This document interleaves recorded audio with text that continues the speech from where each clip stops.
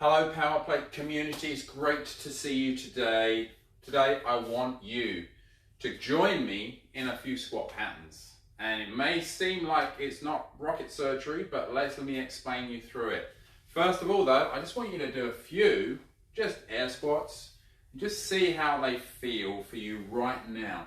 Take note of how it feels from your toes all the way through, knees, thighs, butt, core, shoulders as you reach. Everything. Take note of how that is feeling. Nothing else, just how it feels. Alright then, we all know, well, let's get this thing going.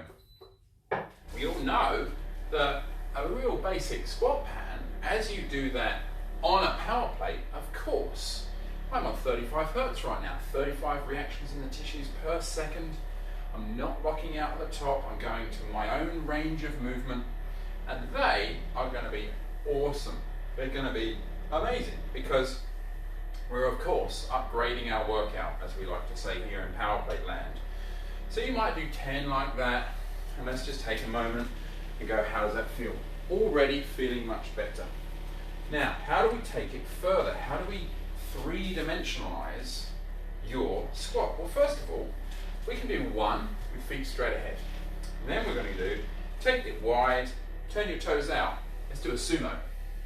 Now, turn your toes inwards and do a pigeon toe. Might feel a bit harder. Next, take your feet narrow and do one more. Next, take your feet wide and facing forwards and do one more. Next, take your left foot forward of your right and do one more. Take your right foot forward of your left and do one more. And finally, take your left foot, put it over the top of your right foot, do one more, and then swap them over, right foot over left, and do one more. Now, check out how that feels. It's different again, isn't it?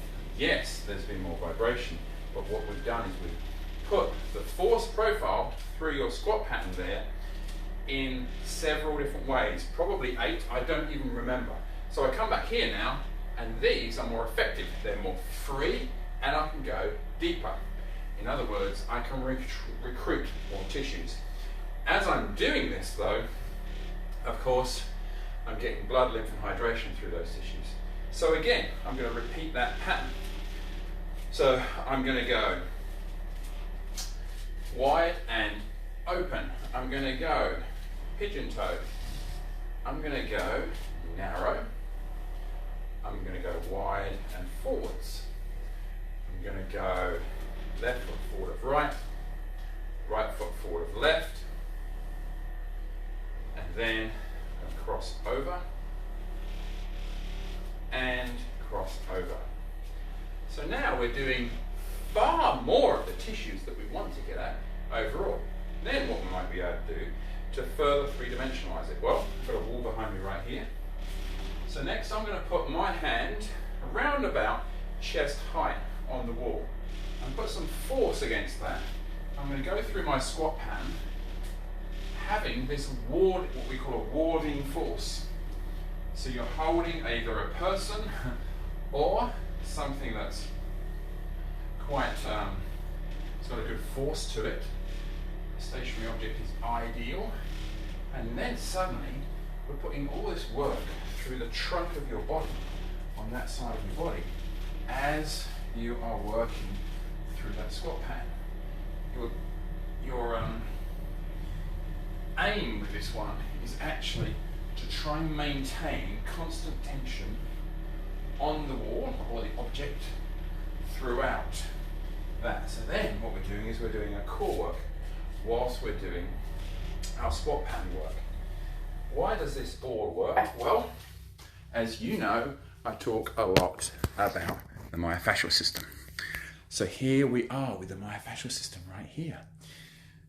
Look at these tissues. The moment I turn my feet outwards, the squat actually becomes much more of a deep front line squat. Can you see that? Can you see how the tissues, once we turn our feet outwards, we engage these deep center line, core line tissues, as we might call them.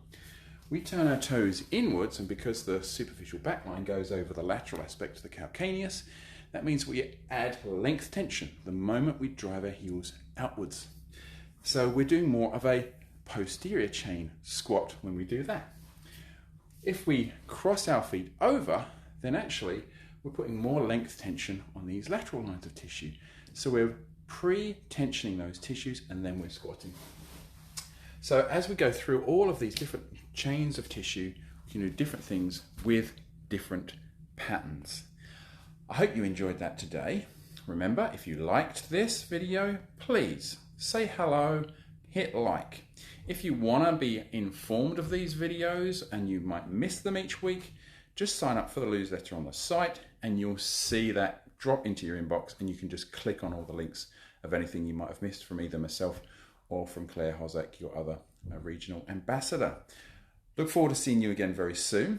Next week, well, should I keep it a secret? It's probably going to be deadlifts. So I'll see you then. Bye-bye.